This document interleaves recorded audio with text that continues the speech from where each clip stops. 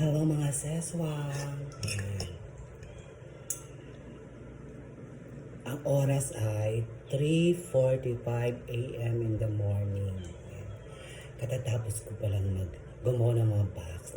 Nag-boxing ako ng mga international. Ayan. At nagutom ang bakla, kakain. Ayan.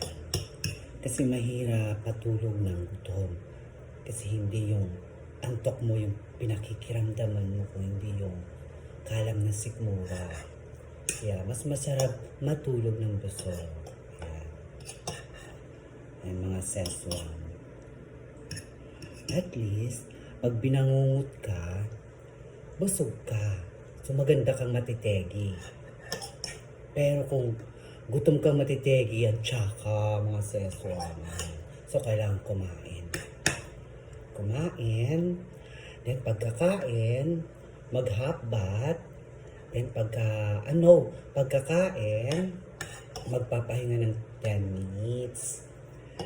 Tapos, pagkatapos mong magpahinga, doon ka na mag-half bath. Then magpapatuyo ng buhok, then matulog na. Ganun lang. Ganun lang ang buhay. Kailangan work. Dahil kapag wala kang work, nganga ka. So, wala namang madali dito sa mundo.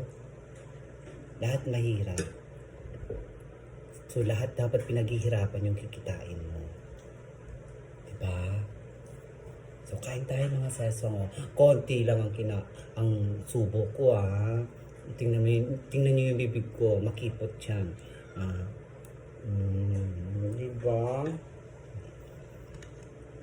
At ang ulam ko ay bangus. Diba masarap siya?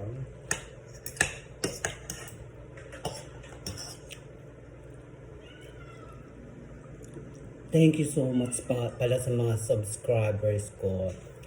In one day, naka 100 plus akong subscribers. Thank you. Thank you sa inyo. Yan. Okay na. Bukas ulit.